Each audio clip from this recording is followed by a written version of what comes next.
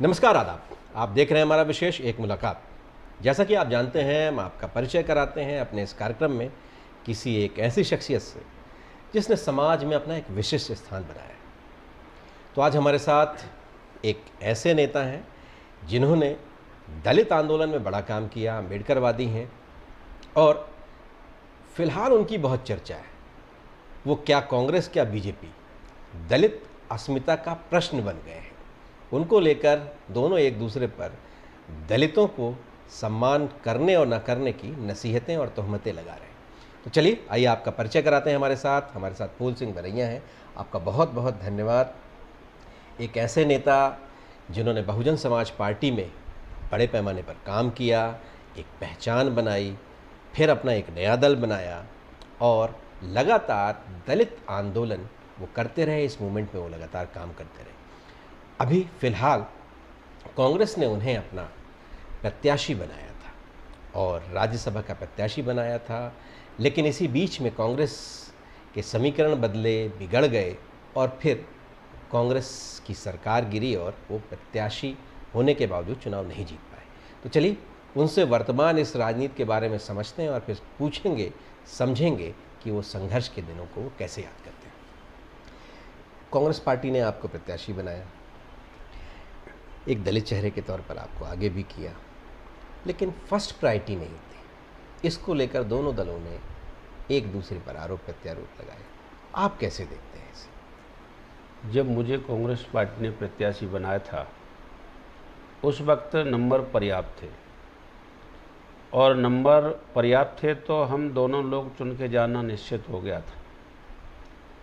बाद में जब भारतीय जनता पार्टी ने 22 विधायकों को यहाँ से एक प्रकार से किडनैप करके कर्नाटक रखा तो ऐसी उम्मीद थी कि हम लोग फिर से चुने जाएंगे, वो वापस आएंगे ही, लेकिन वापस नहीं आए। गवर्नमेंट गिर गई, नंबर कम हो गए।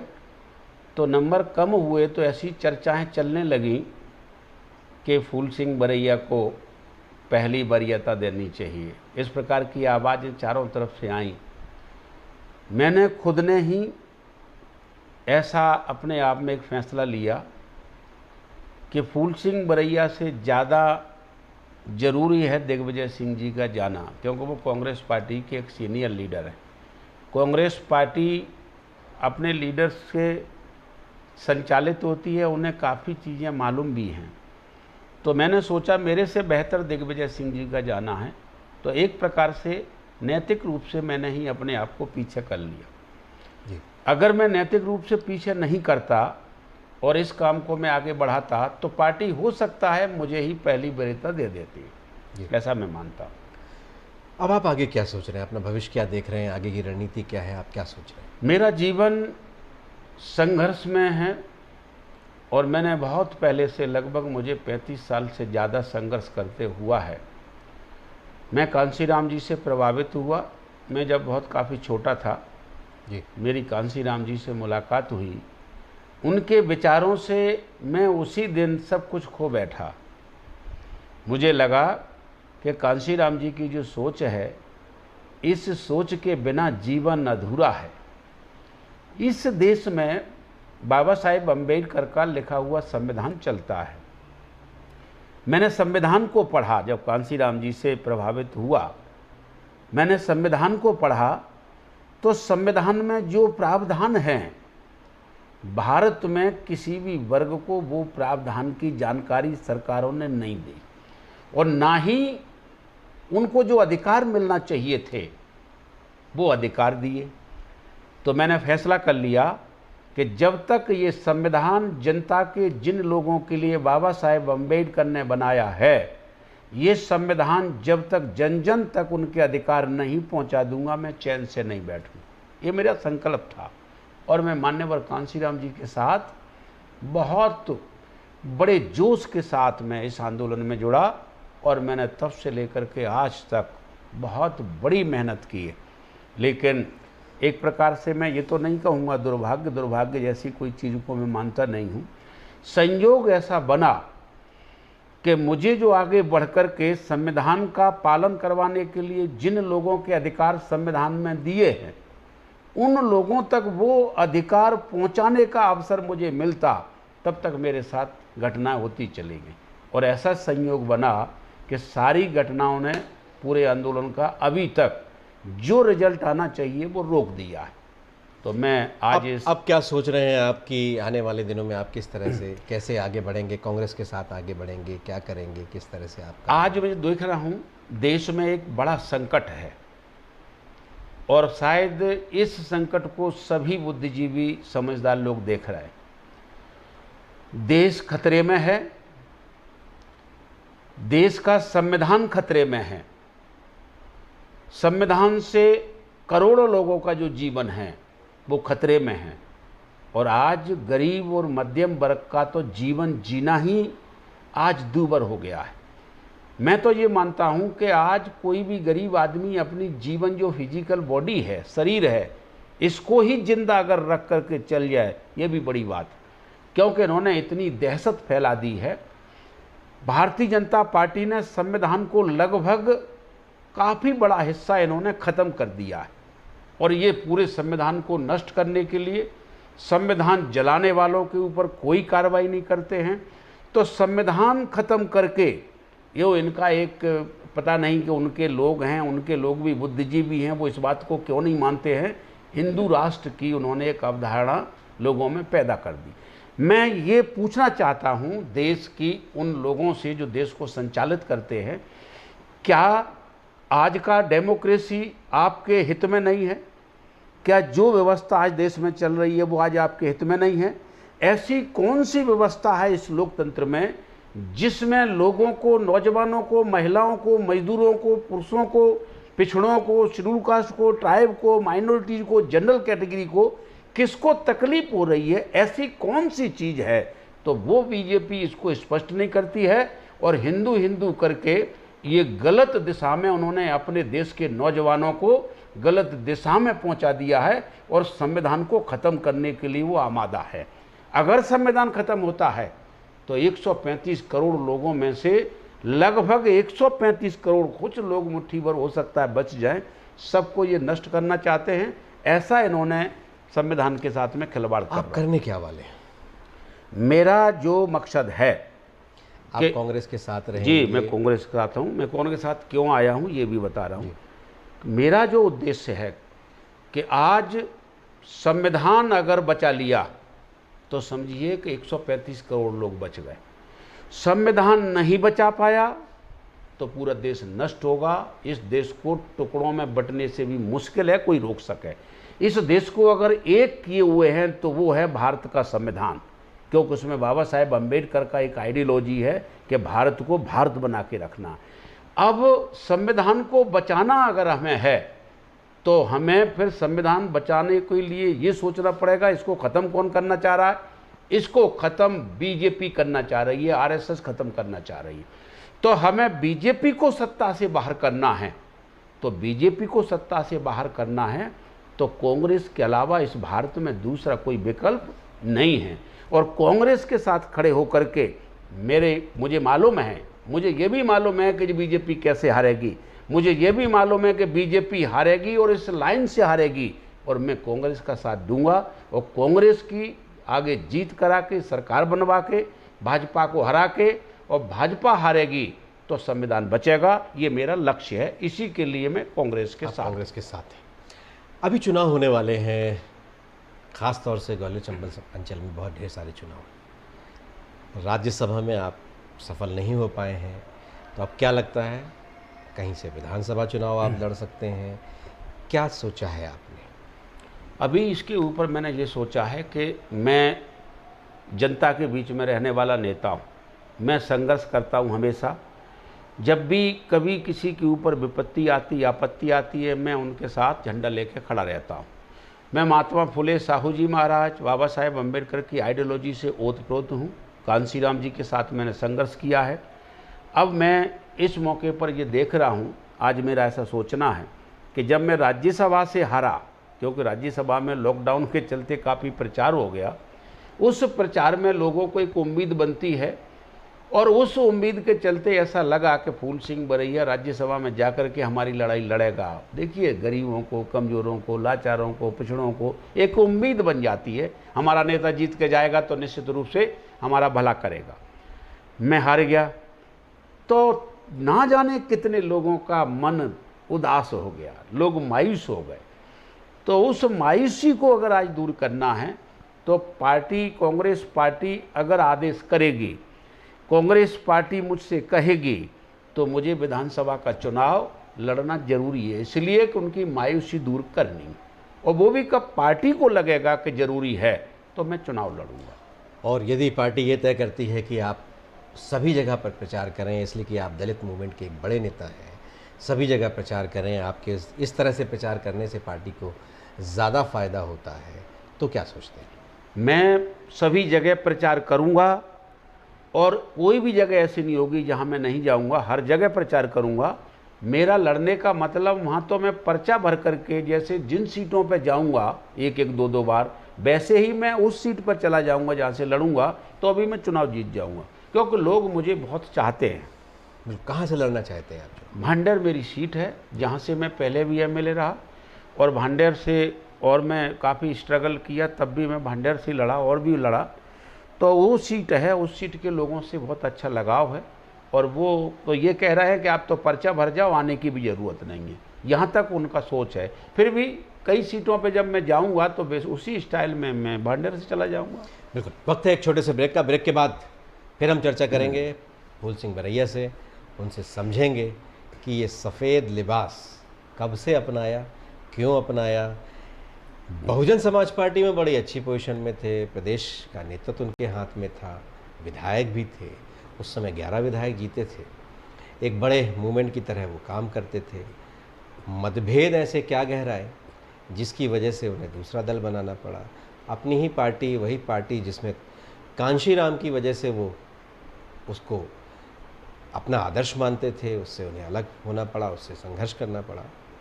तो चलिए, और ये भी पूछेंगे कि छात्र जीवन में क्या सोचा था, क्या बनना चाहते थे और क्या बने। ब्रेक के बाद आपका एक बार फिर स्वागत है। मैं हूं रिजवान अहमद सिद्दीकी। जैसा कि आप जानते हैं, एक मुलाकात में आज हमारे साथ हैं फूल सिंह बरैया, जो एक बड़े दलित नेता हैं, मध्य प्रदेश में दलित नेता के तौर पर स्थापित नेता है, उनकी चर्चा है और फिलहाल तो बहुत चर्चा है। एक छात्र की तरह क्या सोचते थे, एक आप ऐसे वर्ग से आते हैं, किसी सरकारी नौकरी में भी जाते तो ठीक ठाक सरकारी नौकरी मिल जाती, जिस तरह से संघर्ष किया, उस समय आपने क्या सोचा था? क्या राजनीति करना ही पहले दिन से लक्ष्य था? बचपन में क्या सोचा था या किससे प्रभावित हुआ?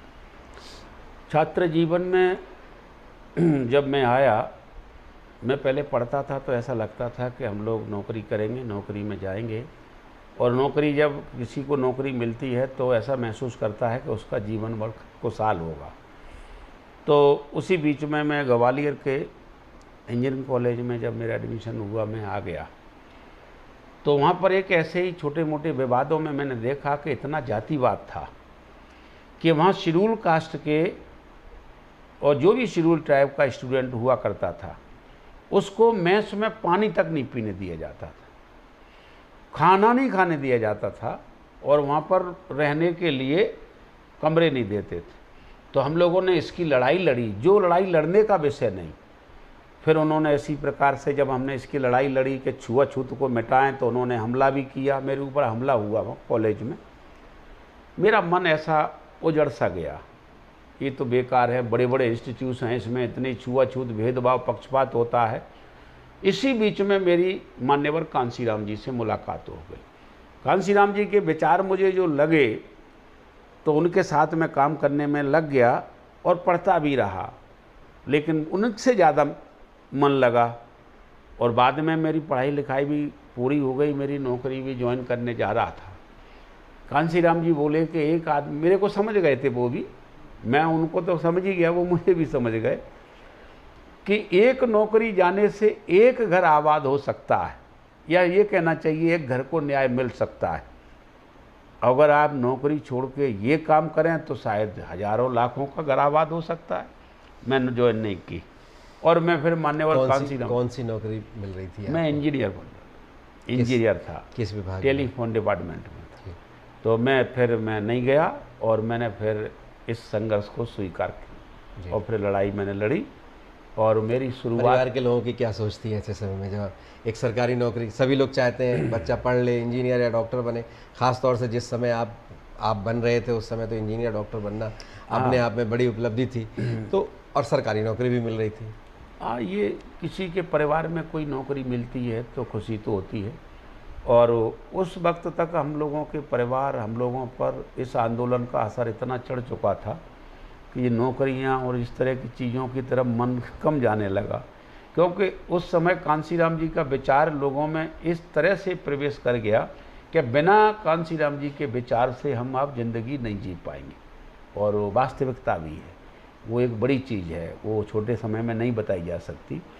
तो थोड़ा बहुत दिक्कत होती है, लेकिन हम लोगों के पास ज़मीन वगैरह थी तो उससे काम चल गया। परिवार में और लोग क्या करते हैं, क्या करते थे उस किसान, समय, जिस समय आप इस तरह की चीज़ों में की तरफ बढ़े? खेती किसानी का काम है हम लोगों का, वो वही काम सब करते थे। और मैं जाने वाला था नौकरी में, फिर मैं इस आंदोलन में चला गया, बस चलती रही ऐसे। बहुत निकट थे आप कांशीराम जी के, मायावती उनकी उत्तराधिकारी बनी, उनके भी शुरुआती दौर में आपसे निकटता रही, फिर अचानक बहुत ज़्यादा खटास पैदा हुई, आपको पार्टी से अलग होना पड़ा, बहुत तरह की चीज़ें हुई, वो क्या हुआ ऐसा? हम लोग शुरुआती दौर में ये माहौल था कि कांसीराम जी तो मेरे को काफ़ी मानते थे और ग्वालियर में हमारे घर पर वो काफ़ी रुकते थे, 5-5 दिन 8-8 दिन रुकते थे। और मायावती जी हमारी बड़ी बहन के बराबर, वो भी हमारे घर में रुकती थी 4-4 5-5 दिन, 7-7 8-8 दिन तक रुकती थी। वहाँ से हम लोग मूवमेंट करते थे। तो धीरे धीरे इस तरह से चलता चला गया, हम लोग लड़ते गए, कुछ नहीं, अच्छा प्रेम भाव था। मायावती जी भी बहुत चाहती थी, हम लोग भी मायावती जी को बड़ी बहन का दर्जा दे के आगे चलते थे। जब कांसीराम जी एक बार मध्य प्रदेश में जब कांसीराम जी मुझे मुख्यमंत्री घोषित करके गए, जबलपुर में उन्होंने मुझे मुख्यमंत्री घोषित कर दिया। बिल्कुल मुझे याद है। और 2003 में फूल सिंह बरैया मुख्यमंत्री बनेगा, बस यही चीज़ मायावती जी को सहन नहीं हुई, क्योंकि मायावती जी को मैं अच्छी तरह से जानता हूँ कि एक संघर्ष से वो जगह प्राप्त करना और एक इनाम में मिलने में फ़र्क होता है। तो संघर्ष वाला आदमी डरता नहीं है कि सामने भी आ जाए संघर्ष वाला, तो मेरे से कैसे, मैं संघर्ष वाला हूँ। तो उन्हें ये डर लग गया और किसी ने उनको गुमराह भी कर दिया, कन्फ्यूज कर दिया कि फूल सिंह बरैया अगर मुख्यमंत्री बन जाएगा तो बहन जी आप पीछे रह जाएंगी, और फूल सिंह बरैया को कांसीराम अपना उत्तराधिकारी बनाकर और इनको पूरा सौंप जाएंगे। बस ये डर मायावती जी को बैठ गया। उसके बाद उन्होंने कुछ नहीं देखा और उन्होंने मुझे पार्टी से निकाला, मेरे ऊपर मुकदमे लगाए, मुझे गिरफ्तार करने के लिए पुलिस भेजी, मेरे घरों पर छापे डाले, मेरे ऑफिसों पर छापे डाले, मित्रों के घरों पे छापे डाले, मेरे को बहुत परेशान किया उन्होंने। लेकिन कोई नहीं, मैं संघर्ष करता रहा और मेरा संघर्ष जारी है, ये उनसे दूर होना। मायावती उस आंदोलन की अगुवा हैं आज भी, जिसका आप जिक्र करते हैं। दलित मुख्यमंत्री रहीं, कई बार मुख्यमंत्री रहीं, अभी भी वो दलितों के बारे में बहुत सी बातें करती हैं। अब आप कैसे देखते हैं कांशीराम के उस मिशन को, जिस मिशन की अगुवाई अब मायावती करती हैं? कांसीराम जी का एक सपना था, एक का हमेशा हम लोग नारा लगाते हैं, बाबा साहब का मिशन अधूरा, कांसीराम करेंगे पूरा। इस नारे के साथ हम लोग आगे बढ़े और उस नारे को लेकर के एक ने कहना चाहिए कि मायावती जी कहीं वो देख रही थी कि मैं कौन सा समय ऐसा आए तो मुझे वो कुर्सी मिल जाए। और मुलायम सिंह जी को जब कांसीराम जी ने मुख्यमंत्री बनाया और मुलायम सिंह जी ने कहा कि कांसीराम जी आपको हम बाद में प्रधानमंत्री बनाएंगे, जब ये हुआ तो मायावती जी ने सोचा कि मुलायम सिंह हो गए मुख्यमंत्री और कांसीराम होंगे प्रधानमंत्री, मैं कहाँ। बस उन्होंने वहाँ बेवजह का एक झगड़ा कर दिया और मुलायम सिंह जी से झगड़ा हुआ और उस झगड़े में मायावती जी को अवसर मिला और उस अवसर में वो फिर मुख्यमंत्री बनी। और मैं समझता हूँ कि मुख्यमंत्री बनने के बाद उन्होंने मालूम नहीं क्या उनको ऐसा डर लगा, क्या हुआ, क्यों हुआ, उस आंदोलन को इन्होंने, जो आंदोलन महात्मा फूले, साहू जी महाराज कुर्मी, बाबा साहेब अम्बेडकर का जो आंदोलन था, जो कांशीराम जी चला रहे थे, उस आंदोलन को इन्होंने इतना पलट दिया है कि आज भारतीय जनता पार्टी भी इनकी बहुजन समाज पार्टी के बराबर नहीं, बल्कि भारतीय जनता पार्टी छोटी लगती है। ये बहुजन समाज पार्टी, भारतीय जनता पार्टी जो मुद्दे उठा रही है उससे बड़े मुद्दे मायावती जी उठा रहे हैं। इस तरह से उस पार्टी को बर्बाद कर दिया। उस आंदोलन को ऐसे बर्बाद किया है मायावती जी ने कि वो आंदोलन का अगर नाम कोई ले दे, मेरी थोड़ी है, यहाँ उत्तर प्रदेश है जहाँ 4 बार वो मुख्यमंत्री बनी है, वहाँ लोग इनको छोड़ छोड़ करके ऐसे भाग रहे हैं जैसे बाढ़ आ जाती है तो छोटे छोटे। चलिए मैं आप तक लौटता हूँ, आपकी तरफ एक बार फिर लौटता हूँ। ये सफ़ेद लिबास पहनते हैं आप, ये कब से अपनाया, क्यों अपनाया, इसके पीछे का क्या राज है? देखिए, पहले तो मैं ये मानता हूँ कि मैं एक ऐसा राजनीति करने वाला नेता हूँ जो बाबा साहेब अम्बेडकर की फ़िलॉसफी में विश्वास करता हूँ। और उनकी फ़िलॉसफी को क्या है, उन्हें बुद्ध से उनको ज्ञान मिला है। ये कहना चाहिए कि बुद्ध को वो मानते हैं, और बुद्ध का अर्थ होता है सत्य को सत्य की तरह पहचानो, असत्य को असत्य की तरह पहचानो। सत्य और शांति, इसका प्रतीक है वाइट कलर, जो सफ़ेद रंग है वो सत्य और शांति का प्रतीक है। मैं सत्य में भरोसा रखता हूँ और शांति में भरोसा रखता हूँ। यही लाइन है कबीर साहब की। तो कबीर साहब का हमारा बैकग्राउंड रहा है। हमारी मदर जो साइड थी वो कबीरपंथी थे, तो हम लोग इस लिबाज में, हमारा पूरा ही परिवार ही रहता था। और मेरा कोई बहुत बड़ी बात नहीं, मैं राजनीति में आया तो मैं भी वैसे ही हो गया। तो कब से आपने ये कपड़ा? शुरू से, जो स्टार्टिंग से ही है। इंजीनियरिंग कॉलेज तभी से। अब इंजीनियरिंग की तो मान लो वो ड्रेस होती है, वो कोड है, ड्रेस कोड है कॉलेज का, तो वो तो पालन करना पड़ेगा। उसके बाद जब से मैं राजनीति में आया तब से मैं ये कर रहा हूँ। और ये जो साफा पगड़ी आप बांधते हैं, हाँ, ये उसका वो ये कई स्वरूप है, वहीं उसी लाइन है, वही है, फिलॉसफी है। इसलिए कि आप वही फिलॉसफी है, सत्य। आप बाबा साहब को मानते हैं, जैसे मैंने नीला ये पहन लिया है। आपने कभी मन हुआ आपका ये नीला धारण करने का? नहीं, मेरे दिमाग में जो सत्य जो है और शांति, ये मेरे दिमाग में सबसे फर्स्ट है, सबसे फर्स्ट। और इसके लिए मुझे कुछ भी करना पड़ेगा, इस काम को करूँगा। तो जब ये काम करूँगा तो इसका मुझे सिंबल भी बनना चाहिए, इस वजह से इस वजह से आपने इसे अपनाया। ये जो आप जब यहाँ नेता थे पार्टी के, उस समय 11 विधायक जीते थे, और जाहिर है कि एक बड़ी संख्या में आए थे, उसमें से बहुत कांग्रेस में शामिल हो गए थे बाद में। तो ये वो जो घटनाक्रम है, वो ऐसा क्या हुआ? उस समय आपको भी ऑफर आया होगा कि कांग्रेस में आ जाए? क्या था, मैं बता दूं। उस समय की एक घटना है कि हमारे बीच में दिग्विजय सिंह जी दोबारा सीएम बनने की संघर्ष में थे। तो उनकी और कांशीराम जी की कभी बात हुई होगी, वो आपस में कभी मिलते भी थे, उनका प्रेम भी था। कांशीराम जी भी दिग्विजय सिंह जी को काफ़ी अच्छा मानते थे। वो ये मानते थे कि ये लीडर होनहार लीडर। तो ऐसा कभी ज़रूरत पड़ी कि दिग्विजय सिंह जी दोबारा सीएम पता नहीं बन पाएंगे कि नहीं बन पाएंगे, तो दोबारा सीएम बनने के लिए कभी कहा होगा कांशीराम जी से, तो कांशीराम जी ने मुझसे कहा कि दिग्विजय सिंह जी को दोबारा मुख्यमंत्री बनाएंगे। तो उस समय 320 सीटें हुआ करती थी, तो 159 सीट उन्होंने दिग्विजय सिंह जी को सीएम बनाने के लिए छोड़ दी। तो हमने भी ठीक है, जहाँ लड़ेंगे नहीं वहाँ उनका प्रचार करेंगे, और हमारा भी कोई ज़रूरी नहीं है, जहाँ जीतेंगे वहाँ अच्छा करेंगे, बाकी उनके लिए करेंगे। दिग्विजय सिंह जी दोबारा जब मुख्यमंत्री बने तो उन्होंने हमारे 4 एमएलए तोड़ लिए। अब उसमें लालच, उनको पता नहीं क्या दिया होगा क्या नहीं दिया होगा। हालांकि बाद में उन्होंने एक को मंत्री भी बनाया था।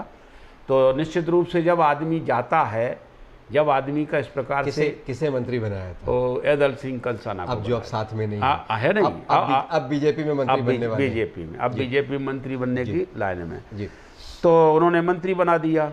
और इस तरह से तो कांसीराम जी को ये जो घटना घटी ये अच्छी कि जिस आदमी को मैं बड़ा अच्छा नेता मानता हूँ, उसका हृदय अच्छा मानता हूँ, और उसको मैंने दोबारा मुख्यमंत्री बनवाया, और उस आदमी ने मेरे 4 एमएलए तोड़ लिए। कांसीराम जी का थोड़ा सा माइनर अटैक पड़ गया। जब माइनर हार्ट अटैक पड़ा, मुझे बड़ा दुख हुआ, और उन्होंने मुझसे सीधा कह दिया कि मैं कुछ नहीं जानता हूँ, तू मुझे जिंदा देखना चाहता है? मैंने कहा साहब जिंदा हैं? कि नहीं, मुझे ये सब सिस्टम जिन्होंने बिगाड़ा है इनको तुझे नष्ट करना पड़ेगा। तब उन्होंने मुझसे कहा, मैंने फिर उनकी जो जैसे उन्होंने कहा, जो जो कहते गए मैं वही करता गया। तो वो जो घटना घटी कि क्यों उन्होंने खरीदे ये 4 एमएलए, क्या ज़रूरत थी, हालांकि मैंने अभी एक दिन ऐसे ही मौके पे बता दिया उनको, मैंने कि उस समय आपको 4 एमएलए की ज़रूरत थी नहीं, ये आपने अपने जीवन पर दाग लगा लिया। उन्होंने कहा बिल्कुल सही बात है, मुझे ज़रूरत थी नहीं। तो वो एक हो गया, एक घटना थी, बड़ी घटना थी। यही चीज़ छत्तीसगढ़ में भी हुई। हाँ, उसी दौर में जी, उसी आपके मूवमेंट के कई लोग जो विधायक थे वो वहाँ से वहाँ चले गए, यहाँ चले गए। वो एक प्लानिंग थी। जी। ये बाद में घटी, पहले नहीं घटी थी। पहले तो जब उस समय घटी तब तो मध्य प्रदेश एक ही था। जी, जब बाद में छत्तीसगढ़ बना तब वहाँ घटी, वहाँ भी घटी, वहाँ भी हुई। वो उस समय क्या हुआ कि उस समय पार्टी टूट गई, हमारी पार्टी तोड़ ली, 4 एमएलए ले लिए, और 4 एमएलए लिए तो उन 4 एमएलए को लेकर के जब कांसीराम जी की नाराज़गी बढ़ी, तो कांसीराम जी मेरे बार बार मुझे दिन में 3 बार फ़ोन किए कि आज तूने क्या किया, आज क्या नहीं किया। तो मेरा जब हमला बढ़ा तेज़ी से, तब इसके बचाव में उन्होंने ये सारे काम किए। कांशीराम जी का दिल नहीं तोड़ते हाँ, तो शायद ये नौबत ही नहीं आती, और आप सब कहीं ना कहीं एक राय होकर मध्य प्रदेश में चीज़ों को आगे बढ़ा रहे होते। बिल्कुल बढ़ा रहे होते। और मैं समझता हूँ कि कांसीराम जी का दिल ना दुखाते वो दिग्विजय सिंह जी, तो कांसीराम जी के दिल में दिग्विजय सिंह जी की वो एक बड़ी इज्जत थी। मैं समझता हूँ कि कांसीराम जी उस समय ऐसे नेता थे कि जिस पर हाथ रखते वो वहाँ पहुँचता, ये पोजीशन थी उनकी। आपको याद होगा उन्होंने 1 वोट, 2 वोट, 3 वोट से सरकारें गिराई दिल्ली की। तो वो दरअसल बहुत एक तो नेक दिल थे। तो जब ये एजेंडा का प्रचार किया इन्होंने, तो इनका वर्ग नाराज हो गया, जो जनरल कैटेगरी कहते हैं जिसको, वो नाराज इसलिए हो गया कि अच्छा दिग्विजय सिंह जी को हमने सीएम बनाया और ये उनके लिए घर भर रहा है, जबकि दलितों को ज़मीन देना, ज़मीन तो बिना दलित एजेंडा के दी जा सकती है, और ज़मीन जो आप दे रहे हैं उस पर कब्जा जो दबंगों का है, उस कब्जा को कौन निकालेगा? उससे संघर्ष भी बढ़े, बड़े संघर्ष बढ़े। अब बहुत बरस बाद जैसा कांशीराम जी का दिल पिघला था दिग्विजय सिंह जी पर, इस समय आपका फिर दिल पिघला है, बर्फ़ पिघल गई है। इस बार आपने अपना अवसर हाईकमान से कहा कि उन्हें ही दे दो, तो अब क्या उम्मीद आप करते हैं कि आने वाले वक्त में फिर वो जैसा आप एकजुट हुए थे, एक साथ मिलकर आपने 98 की सरकार बनाई थी, अब इस बार फिर कैसा, आप क्या उम्मीद कर रहे हैं? देखिए, हम अम्बेडकरवादी लोग हैं, हम बुद्ध को मानते हैं। बुद्ध को कातिलाना हमला करने वाला व्यक्ति, और बुद्ध ने एक दिन उसे भी माफ़ कर दिया। हम ये दुश्मनी रखते नहीं हैं दिल में, क्योंकि बाबा साहेब अम्बेडकर का जो दिल है वो दुश्मनी के लिए नहीं है, वो दोस्ती के लिए है। तो हम लोगों को ऐसा नहीं, अब हम पॉजिटिव लोग हैं, तो हम अब जब भी हम मित्रता है, ये तो मैं तो कहता हूँ कि आज मित्रता नहीं भी होती तो अभी हम बीजेपी जो देश के लिए गलत कर रही है, हम बीजेपी के खिलाफ लड़ते, हम आपस में नहीं लड़ते, हम कांग्रेस से नहीं लड़ते। एक आखिरी सवाल है, 24 सीटों पर चुनाव हो रहा है, क्या देखते हैं? मेरा ऐसा मानना है कि 24 सीटों को अगर माननीय कमलनाथ जी एक सूझबूझ वाले लीडर हैं और वो सर्वे भी करा रहे हैं, उस हिसाब से प्रत्याशी तय किए जाएंगे। मुझे ऐसा महसूस हो रहा है, या मैं ऐसा समझ पा रहा हूँ, और मैंने अध्ययन भी किया है, वो लोगों से मैं संपर्क में हूँ, लोगों के बीच में भी जाता हूँ। 24 सीटों में पार्टी, कांग्रेस पार्टी बड़ी पार्टी है, उनमें भी बहुत बड़े नेता हैं, मैं उन सबकी जानता नहीं हूँ। ये इलेक्शन है, ये इलेक्शन बीजेपी और शेड्यूल कास्ट का इलेक्शन है। जैसे 2 अप्रैल की घटना घटी, बीजेपी चली गई, हालांकि लोग उसको दूसरा नाम ले रहे हैं। बीजेपी गई है, बीजेपी को हराया है तो वहाँ के 2 अप्रैल के कांड ने हराया। बीजेपी की सरकार ने 6 जाटवों को गोली से उड़ा दिया। 6 जाटवों ने कहा कि हम बदला लेंगे और बीजेपी को हराएंगे, और चैलेंज से बीजेपी हरा दी। जहां कांग्रेस पार्टी 11-12 सीटें जीतती थी, वहाँ कांग्रेस पार्टी 26 जीती। ये बड़ा पॉइंट है। और मैं ऐसा मानता हूं कि वो लड़ाई घटी नहीं है, वो शेड्यूल कास्ट की लड़ाई भाजपा से बढ़ रही है। क्योंकि जिस दिन इनका बयान आता है कि हम संविधान को बदलेंगे, संविधान पलटेंगे, शेड्यूल कास्ट आग बबूला हो जाता है कि भाजपा को अब हमें टाइम नहीं है, आज ही हमें भाजपा नष्ट करनी है। तो भाजपा का और शेड्यूल कास्ट से जो दुश्मनी है वो बढ़ गई है।